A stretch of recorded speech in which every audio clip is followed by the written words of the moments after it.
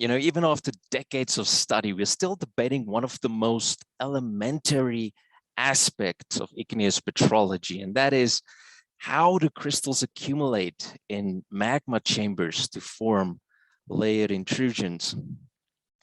Now, so broadly speaking, this can be accomplished in one of two ways. So on the one hand, we have in situ crystallization. Now, during this process, you have crystals that nucleate and grow directly on a solid surface. For in this example, this happens on the side wall of a magma chamber. And rocks that form in this way, we can expect them to have certain characteristics. For example, they may possess cotectic proportions of cumulates. We can expect great variations in grain size. And in the lack of a strong chemical gradient, the mineral grains will largely be randomly oriented. And then, on the other hand, we have crystal transport.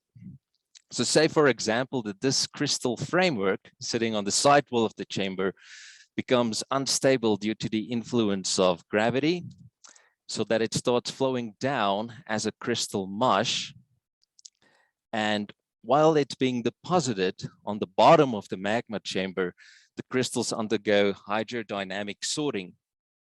And this process may then produce a rock with the following characteristics. Like you might expect, non-cotectic proportions of cumulates, they will probably become well sorted. And if you have these elongated mineral grains, you can expect a well-defined foliation to develop. Now, what I'm excited to sort of share with you all in this presentation is a rock type with a perplexing mixture of features, some of which are suggestive of crystal transport, while others are suggestive of in situ crystallization. And you can find some really great outcrops of these rocks in the Magnet Heights locality in the eastern limb of the Bushveld complex. And these rocks are magnetite layers, as shown here on the right. Now, magnetite layers, they commonly share many characteristics. For example, almost all of them are underlain by anorthosite, with which the magnetite shares this remarkably sharp boundary. And in contrast, sort of the upper portions of magnetite layers contain this gradational contact into a magnetite anorthosite. Right, so if we take a closer look at this gradational contact, you will notice that the plagioclase is remarkably well foliated.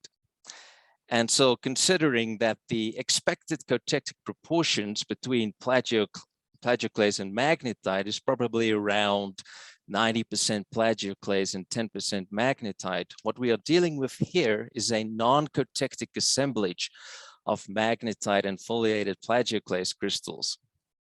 So across this gradational contact, we have as much as 20 to 90% of magnetite. So it's clearly non-cotectic.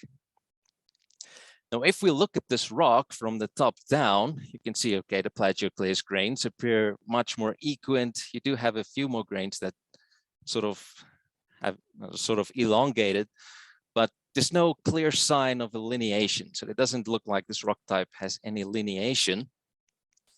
And so this combination of features, this non-cotectic proportions of plagioclase and magnetite, the presence of a well-developed foliation, but the absence of a lineation, can actually quite easily be explained by tranquil settling of plagioclase and magnetite crystals. So you can imagine that originally we had the suspension of plagioclase and magnetite grains, and so the magnetite with its higher density was sinking out faster to make this magnetite enriched base, and then you have this transition into the plagioclase rich rock.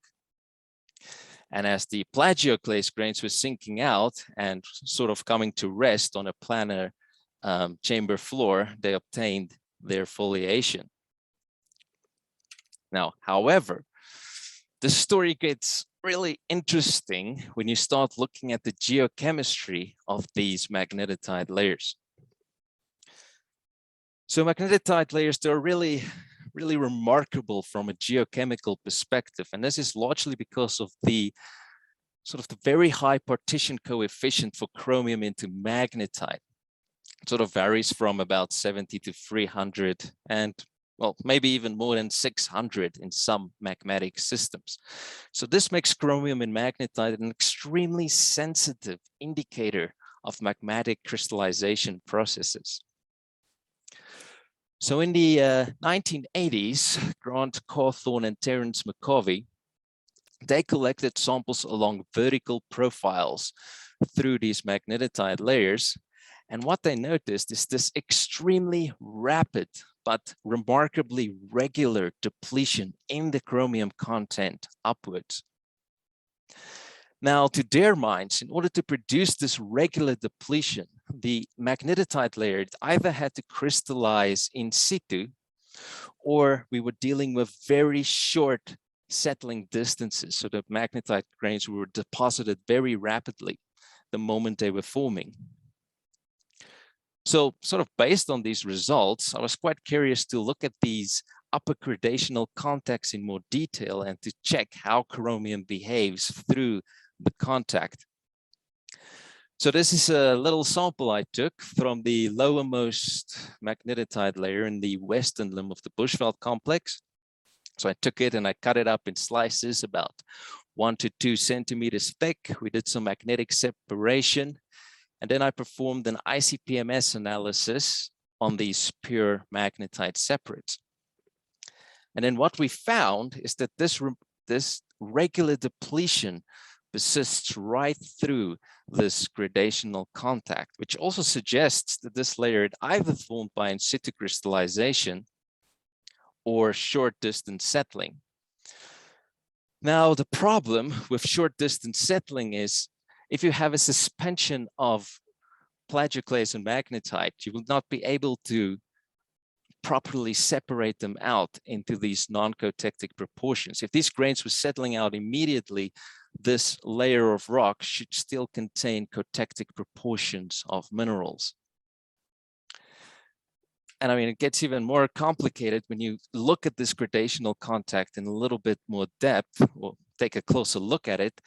So you have these larger plagioclase grains, but there's also many small ones that still show a foliation.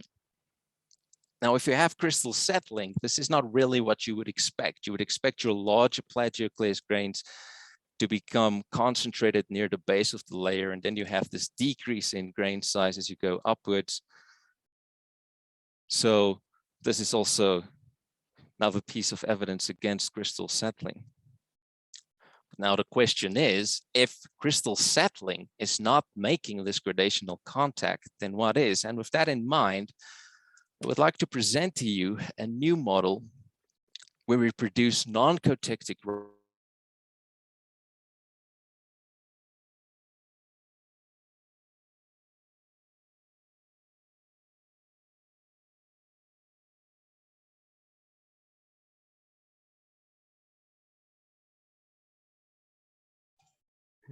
I think refractory layers located directly. Sorry, something wrong? Yeah, your connection was lost for a bit, but you can continue. Yeah.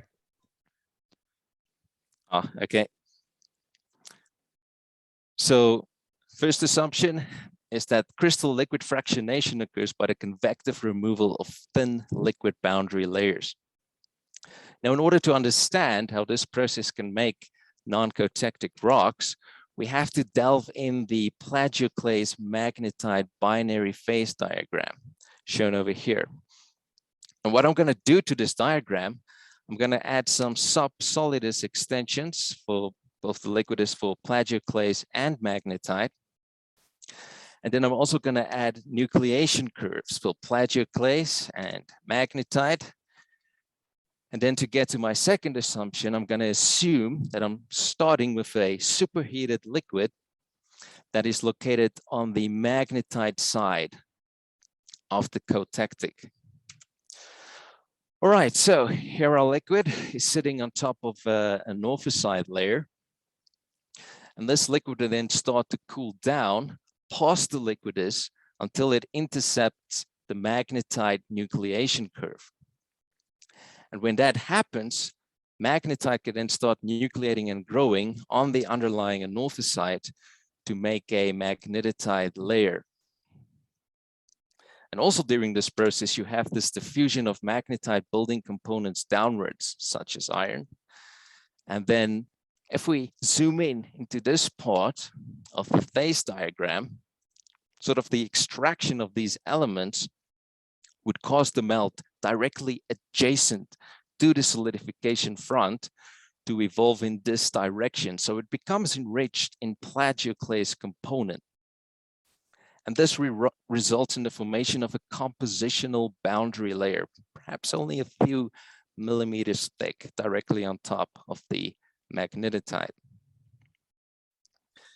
Now, as the magnetite layer continues to grow, this compositional boundary layer may increase in thickness, and because we're constantly extracting iron from it, it also experiences a reduction in density, until at some point this boundary layer can break away in a convective fashion and it mixes with the overlying liquid.